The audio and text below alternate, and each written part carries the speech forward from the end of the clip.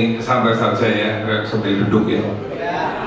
Selamat siang Bapak Kepala Sekolah yang kami hormati, Pak Imam dan semua jajaran guru, murid-murid Ma'arif 1 yang saya hormati. Selamat siang setengah sore ini ya. Saya kesini diundang oleh Pak Imam atau Yayasan Ma'arif sebagai narasumber. Ya, terus terang saja mungkin saya dalam hal untuk menjelaskan kurang runtut ya. Semoga nanti tidak canggung, tapi saya tetap akan memulai belajar bagaimana sih berbagi ilmu dengan adik-adik supaya semua bisa sukses. Karena apa? Saya seperti tadi saya dengar dari PTK Kebumen, itu yang sudah-sudah itu semua ingin menjadi karyawan. Tapi kok yang lulusan sekarang ini kepengen jadi wira swasta semua ini, Pak. Ya. Jadi saya lihat ada perbedaan dengan yang sudah-sudah. Mudah-mudahan nanti semua bisa tahu bagaimana sih memulai usaha, bagaimana menjadi wira swasta, apa saja kesulitannya, bagaimana mengatasinya. Ya, kita langsung saja mulai dari awal.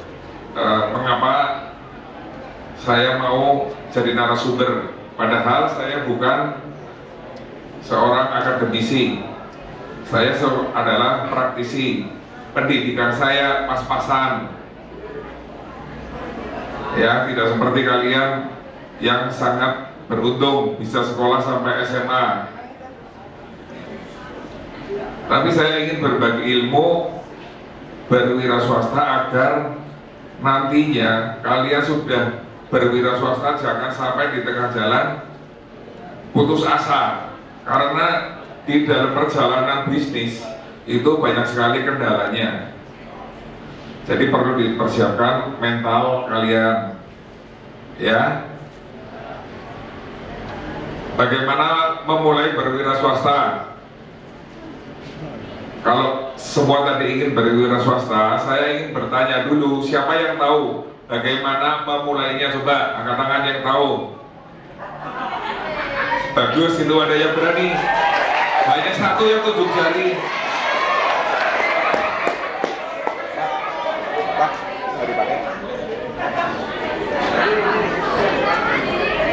Kita aplaus buat dia tuh, sama namanya Mas Sutopo. Mas Sutopo ya, Mas Sutopo ya.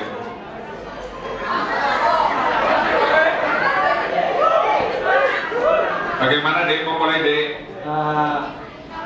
Untuk sebelumnya Assalamualaikum warahmatullahi wabarakatuh. Perkenalkan, namanya saya Sutopo Dwi Widoyo. Untuk memulai sebuah wirausaha atau kita ingin terjun di dunia wirausahaan, yang perlu kita pikirkan adalah bagaimana kita dapat bermimpi, Pak. Coba diulangi, kurang jelas. Bagaimana kalau untuk terjun ke wirausahaan atau dunia wirausahaan, yang perlu kita lakukan hanyalah untuk langkah awal adalah mimpi, Pak. Karena seseorang dikatakan sukses ketika dia mampu meraih impiannya.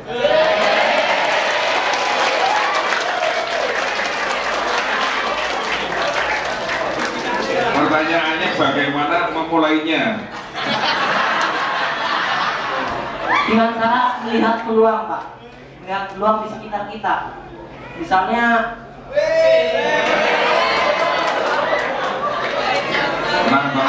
tenang biar konsen. kolega atau saudara kita ada yang bekerja di luar. Mungkin dia memiliki sebuah usaha, ini lihat cuma misal ya, rumah makan. Rumah makan itu memerlukan bahan baku, misalnya ayam. ayam. Di sekitar kita belum ada. Nah, kita lihat bagaimana nanti kita belajar terlebih dahulu. Ya, intinya ikut lihat peluang, Pak. Ya, jangan ditertawain, ini sebuah mentalitas yang bagus.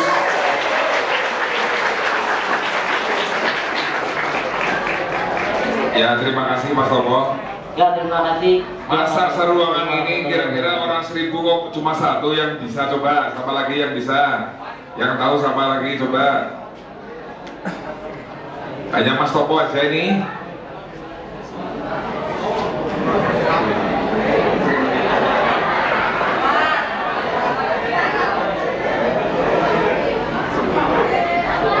Memang sebuah mimpi kalau tidak direalisasikan itu bagaikan mimpi di siang hari bolong. Ya, memulai usaha itu memang harus dari sekarang, mindset dari otak bawah sadar kita. Otak bawah sadar kita sehari bekerja berapa jam? Yang tahu siapa? Angkat tangan. Berapa? Otak bawah sadar kita sehari kerja berapa jam? Coba, siapa yang tahu angkat tangan? Ya, 9 jam. Siapa lagi yang tahu? Berapa? 8. Siapa lagi yang tahu? Berapa Mas Topo? Wah, hebat. Hebat itu Mas Topo, hebat tuh. Itu mungkin diantaranya wira swasta yang akan sukses nantinya.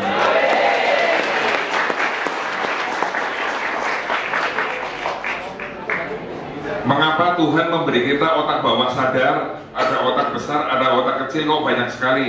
Fungsinya sendiri-sendiri. Otak bawah sadar itu bekerja 24 jam. Mengapa? Otak bawah sadar itu bekerja seperti apa? SMS. Apa yang kita cita-citakan, di-send ke alam atau mungkin ke Tuhan, itu cepat atau lambat akan segera dibalas. Nah, yang tidak punya impian kalah dengan yang punya impian, cita-cita terus dikejar. Nah, itu fungsi otak bawah sadar. Jadi kita, otak bawah sadar itu luar biasa. Kalau orang dihipnotis, itu yang dipengaruhi bukan otak besar.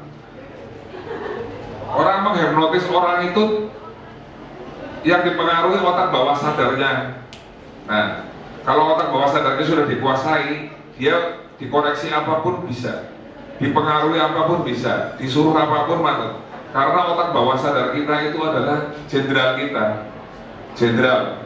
Jadi panglima kita, apapun yang akan kita kerjakan itu semua dari cita-cita, angan-angan, rencana itu dari otak bawah sadar.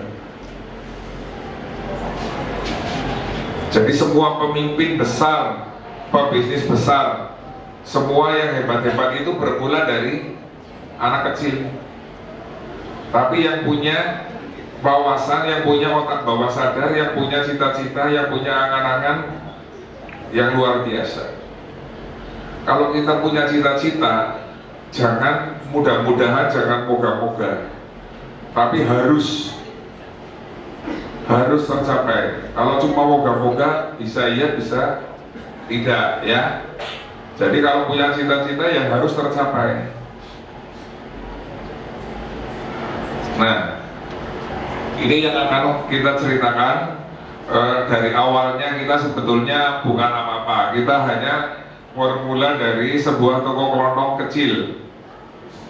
Nih, di Karanganyar. Saya dulu bukan dealer sepeda motor ataupun bukan dealer mobil. Ini adalah toko saya pertama dari orang tua saya di Karanganyar. Siapa yang tahu? Ya, betul Pak ya, bawa saksinya tuh. Saya dari toko ini ya, kenapa bisa mempunyai showroom, bisa jual mobil, bisa jual motor? Apa rahasianya nanti akan saya berikan tip-tipnya untuk adik-adik. Share, kita share ya, kita bagikan. Coba dibaca.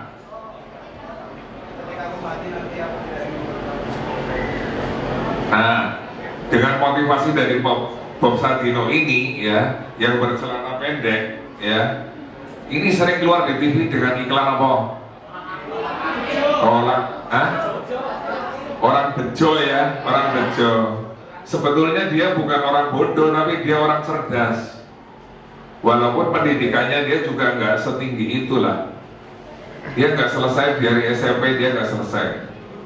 Tapi keuletannya yang luar biasa, maka Bob Sadino sekarang menjadi pengusaha. Coba dibaca ini apa? Siapa yang kenal saya? Belum ada yang kenal? Nama saya adalah Sugeng Budiawan yang merintis Muncul Group ya. Showroom saya ada beberapa, di antaranya tahu nggak ini? Di mana? Di Gombong. Ada tulisannya ya? Nah, ini Muncul Bursa Motor di Gombong ya. Dulu saya bukan di Gombong tapi di Karanganyar, karena di Karanganyar showroomnya dibongkar, direnovasi, ya toh. Pindah Gombong di tahun 97. Ini karyawannya di Gombong itu hampir 100. Ini di apa nih? Di mana? Dekat pom bensin ya. Ini di mana Kawasaki? Kebumen, sebelah DWP Golkar ya. Nah, ini di mana ini? Di mana? Purwokerto.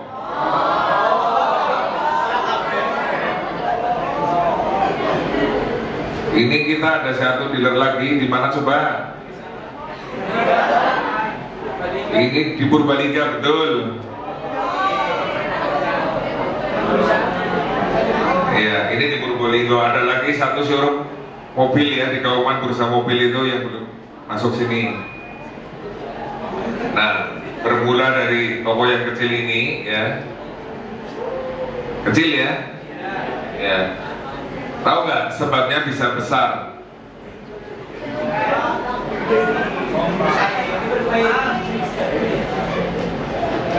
Ada kepercayaan.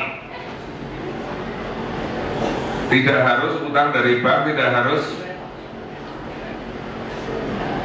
Nah, ini kita bisnis itu bisnis kepercayaan. Dikasih modal, diutangi oleh dealer-dealer ya. Jadi adik-adik nanti harus seperti yang Pak Bambang tadi katakan, sekolah di Ma'arif itu harus jujur. Betul nggak? Kejujuran itu adalah modal untuk dikasih kepercayaan oleh bosnya. Nah, kalau kamu nanti sudah janji 1 bulan bayar, 1 bulan benar harus dibayar. Janji 2 bulan, ya harus 2 bulan. Kalau 2 bulan belum punya, bayar seadanya dulu, kurangannya janji kapan. Jadi ada kepercayaan, jangan ngemplang. Istilahnya kalau diutangi kabur, diutangi motor dijual, nggak boleh. Ya, jadi ini harus komitmen. Nah, ini sekarang banyak yang ingin berwira swasta, makanya kalau banyak jadi karyawan saya nggak banyak ngomong di sini, itu karena banyak yang berwira swasta ya. Memulainya bagaimana? Nah, memulainya itu tidak harus sempurna, tidak harus punya modal yang besar, tidak perlu showroom yang besar, punya karyawan yang besar, program komputer yang canggih, nggak usah, apa adanya dulu. Kalau belum punya karyawan banyak ya dibukukan dulu sendiri ya. Jadi istilahnya disederhanakan dulu. Nanti kalau sudah mulai bagus ya, itu kita harus mencari karyawan untuk membantu kita bagian marketing. Nanti kalau pembukuannya perlu, kita cari bagian pembukuan. Kasir juga harus kita mencari kasir yang jujur, yang bagus. Sales pun kita harus mencari sales yang bagus, yang melayani dengan hati ya, dengan nada yang bagus, dengan kata-kata dan bisa menjelaskan kualitas-kualitasnya. Dan seterusnya nanti akan berkembang sendiri. Nah, nanti setelah satu sudah bagus, kita baru membuat cabang lagi. Artinya kita membuat cabang itu tidak melulu kita mencari keuntungan, tapi mengurangi lapangan pengangguran. Betul? Nah, itu makanya kita anak buahnya sekarang sudah lebih dari 200. Kalau dengan keluarga dengan anaknya, waduh, saya nggak bisa ngitung lah.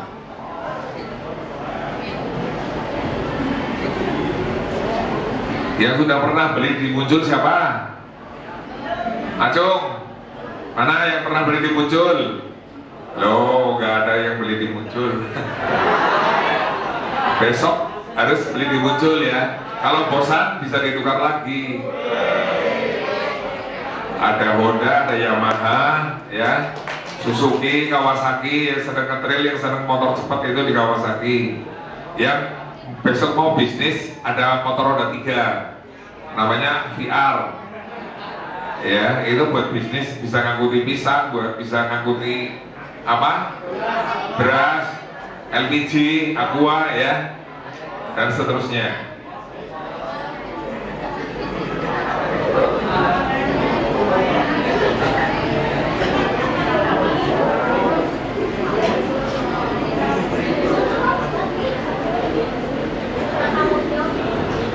Mengapa banyak orang yang berwira swasta itu mulainya minder, ada yang takut? Mengapa? Coba yang tahu angkat tangan. Ya. Kurang percaya diri. Kurang percaya diri. Ya, terus apa lagi? Takut gagal. Takut gagal, betul. Terus orang tua kadang-kadang bilang, oh, gue anaknya wong tani, gue aja macem-macem. Ada nggak yang begitu orang tua? Kamu ini anaknya wong larat, gue orang mungkin jadi wong sugih. Ada nggak? Itu kalau sampai masuk ke otak bawah sadar, itu sangat tidak bagus. Ya, seolah-olah kamu jadi sudah divonis, nggak mungkin jadi orang sukses. Itu harus dilawan dengan jangan sampai masuk ke otak bawah sadar, karena itu yang kurang pede. Yang apa tadi? Yang satu? Takut gagal. Nah, kenapa pada takut gagal? Karena apa? Tidak memulai. Kalau orang usaha itu musuhnya banyak, ya gagal, kurang percaya diri. Nah, katanya tadi mau berwira swasta. Kalau berwira swasta sudah takut gagal, bagaimana memulainya? Udah ragu-ragu dulu, udah gak percaya diri. Tadi katanya ingin berwira swasta, ya kan? Coba kalian cinta Indonesia nggak? Apa buktinya?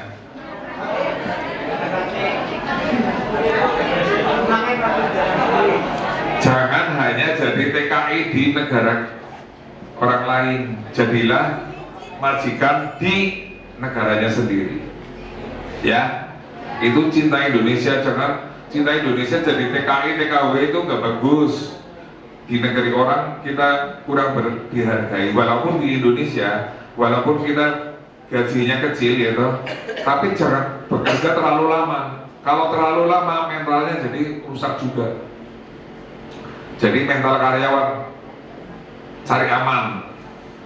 Nah, kalau karyawan itu memang yang berjiwa cari aman, tapi kalau yang wira swasta jiwanya tidak takut dengan masalah. Nah, seperti Mas apa itu tadi? Basuki ya?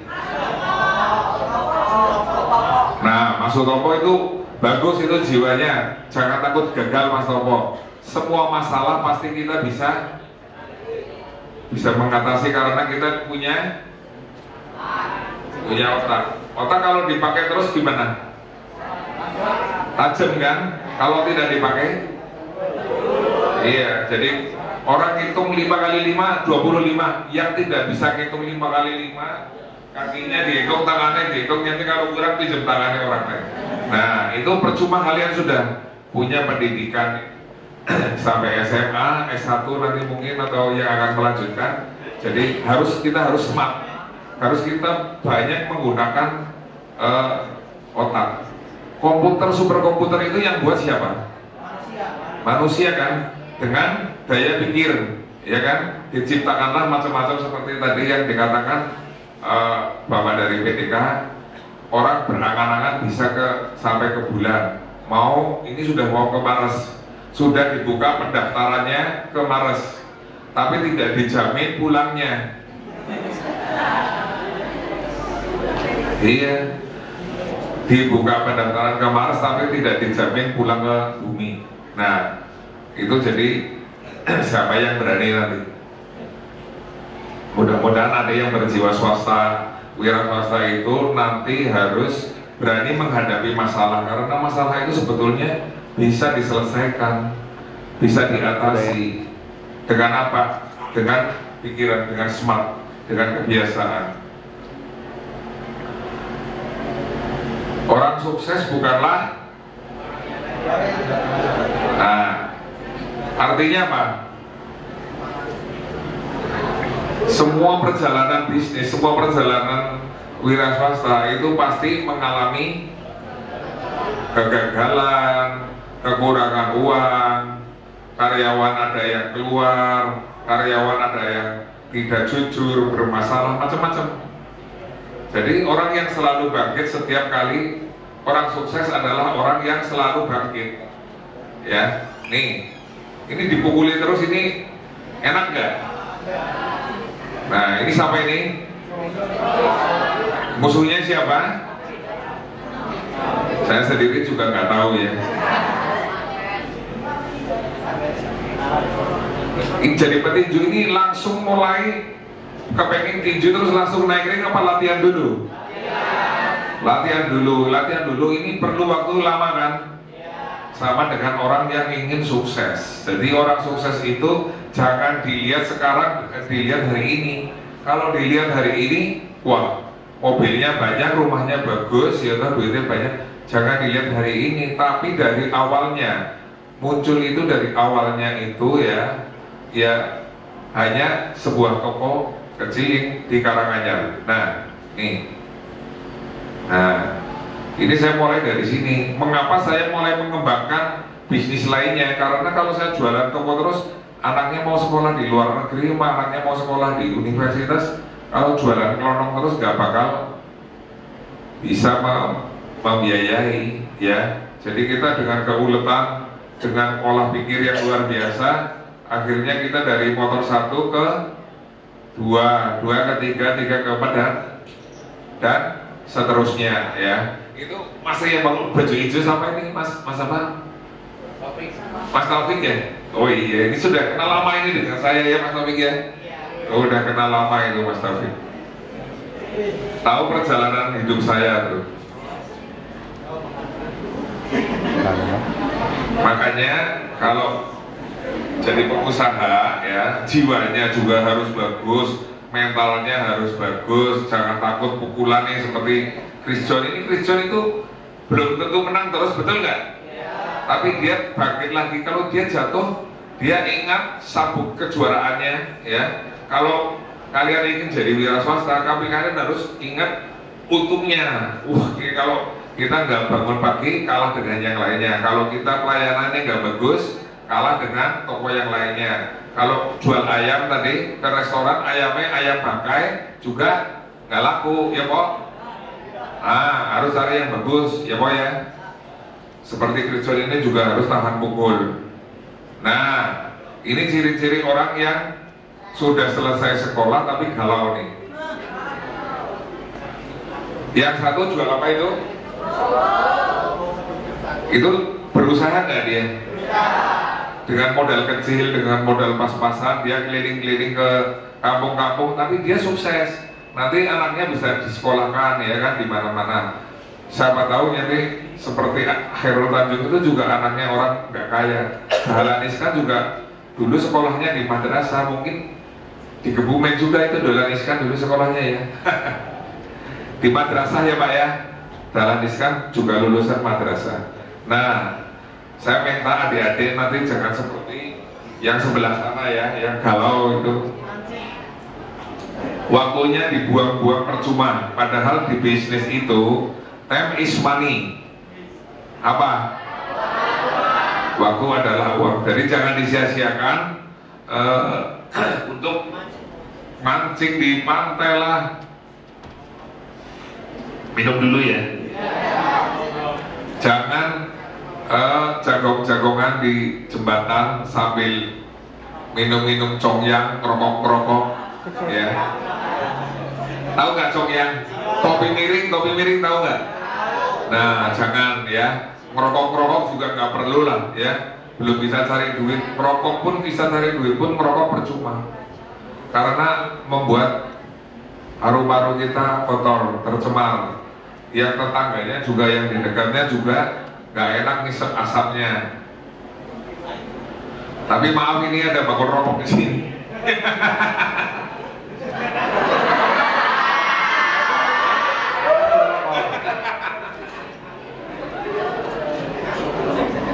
Nah, katanya yang sudah bisa cari duit, kalian udah bisa cari duit boleh merokok. Karena orang yang itu pasti merokok. Kalau sekolah jangan.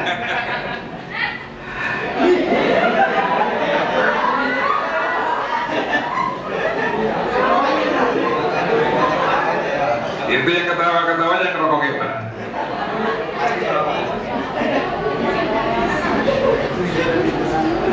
Minta uang terus sama orang tuanya kan juga nggak enak, ya kan? Jadi manfaatkanlah waktu yang bermanfaat, yang kira-kira berguna, bisa untuk cari makan, cari uang, ya. Seperti bapak-bapak ini. Bapak kalian ada nggak yang jual kerupuk? Ada. Nah, itu anaknya nggak boleh ngerokok itu. Kalau sehari itu dapatnya berapa, kasihan banget lah ya.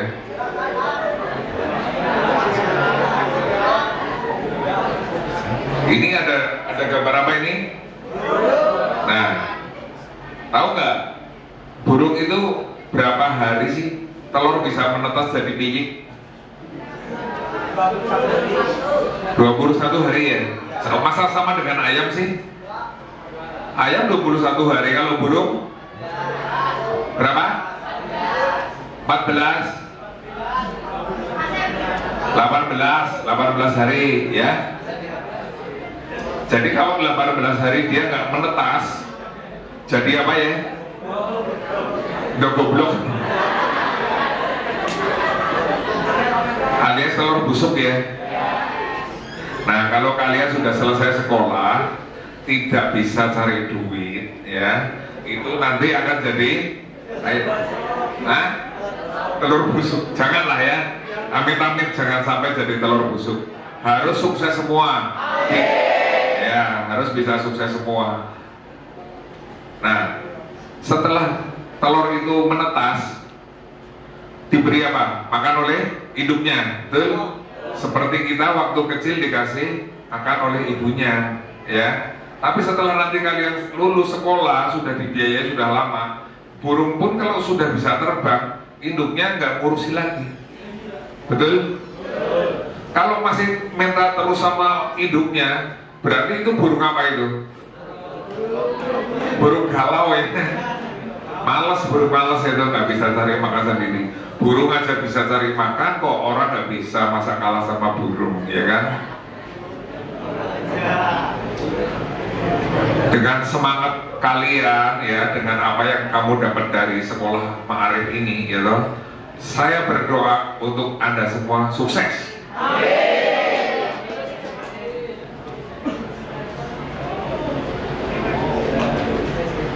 Nah, orang sukses itu ada prosesnya deh, bukan langsung, bukan instan kayak buat mie instan, bukan.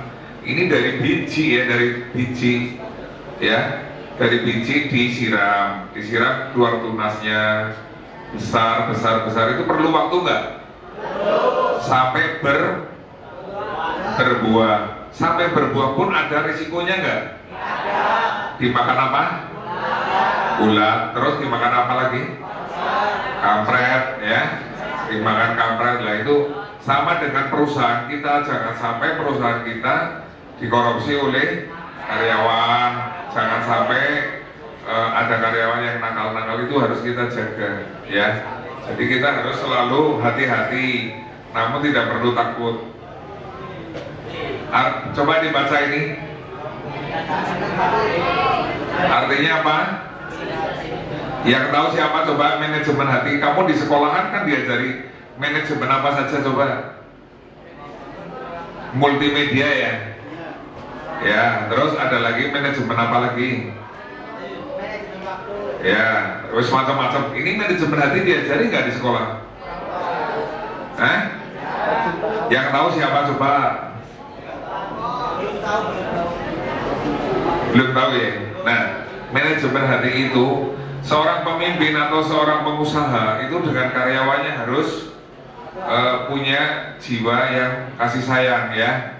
Jadi kalau ada karyawan yang salah jangan dibentak-bentak, dikasih tahu, dinasehati, kesalahannya di mana ditunjuki, kekurang bagusannya apa, kasih jalan keluarnya, jangan diseneni terus nanti lama-lama nggak kuat keluar.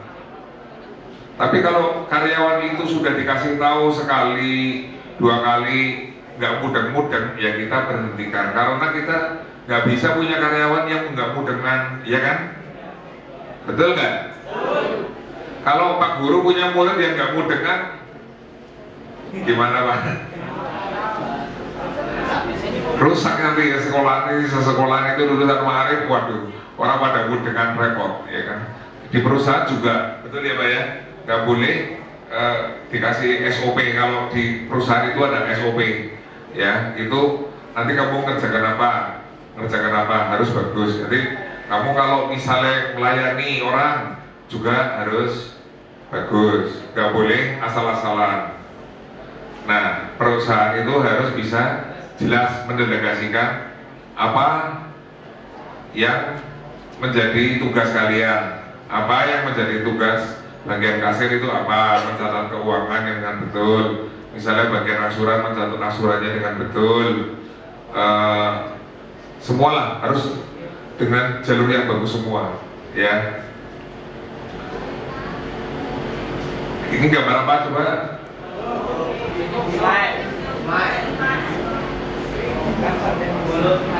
Satu mulut, 2 mulut, 3 mulut. Nah, orang sukses ini ya, kalau mulutnya nggak ramah, bisa nggak? Harus ramah ya. Orang sukses itu harus ramah. Jadi karyawan, jadi pelayan juga harus ramah. Kalau judes nggak jadi beli ya. Nah, 1 mulut. Kedua juga harus mulut. Mulutnya harus, nadanya harus datar. Kalau tinggi gimana? Kalau kamu mau beli bentak-bentak, mau nggak? Orang banyak perusahaan lain dan banyak toko lain ya kan, pasti lari ke orang lain ya. Jadi itu hati-hati dengan mulut. Yang ketiga adalah mulut lagi. Kenapa saya menggunakan mulut? Karena semua orang sukses, orang gagal, perang, damai itu ada rundingan ya. Rundingan itu dengan mulut semua. Ngajar di sekolah juga dengan mulut ya kan. Padu juga dengan, nah adu mulut itu namanya ya kan. Ngerayu pacarnya. Ngerayu pacarnya dengan, iya, cium-ciuman dengan.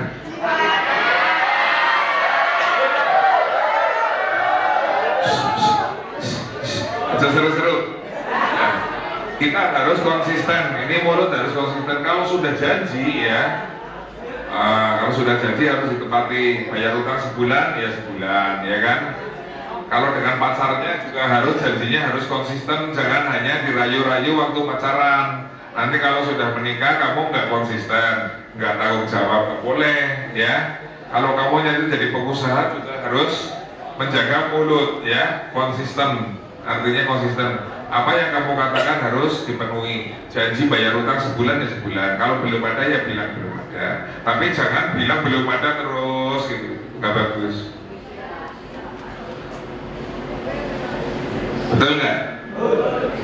Nah, ini siapa? Pak Dahlan ini dulu juga sekolah di madrasah ini. Kenapa dia sekarang bisa jadi menteri yang luar biasa hebat, punya ide banyak, bisa macam-macam. Nah, karena selalu dia menggunakan otak pikiran ya, jauh ke depan. Dan jujur, dia jujur. Nah, kebetulan kawannya Pak Bambang nih, dia kenal dengan Pak Dahlan. Dia padahal dia jantungnya apa empedunya sudah dari itu. Empedu apa liver ya? Liver pada orang lainnya. Hah? Iya, hati. Ya. Hatinya liver ya, hatinya. Hatinya dia sudah diganti orang lain hatinya karena dia kena hepatitis atau kanker hati ya.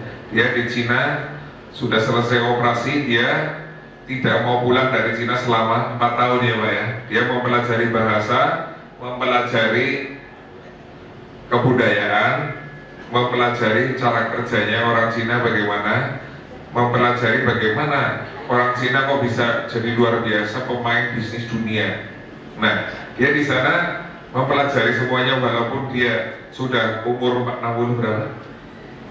62, tapi hatinya dia umurnya baru 30 tahunan ya, karena dia pakai hati orang muda, makanya dia semangatnya luar biasa. Nah, saya kira adik-adik juga bisa lah.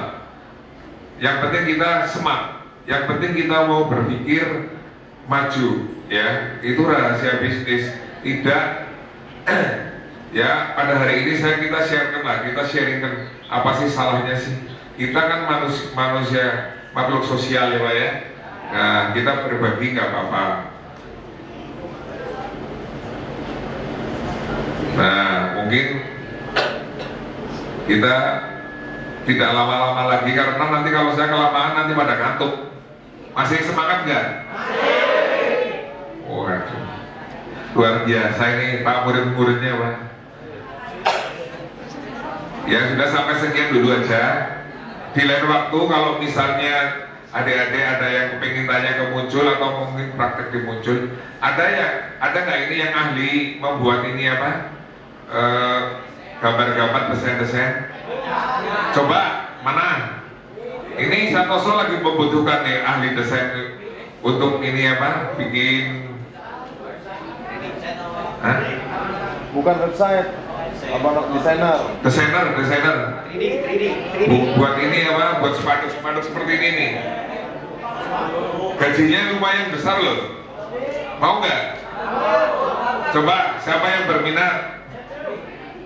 Nah, nanti ketemu Santoso ya. Dia punya Digital Express Digital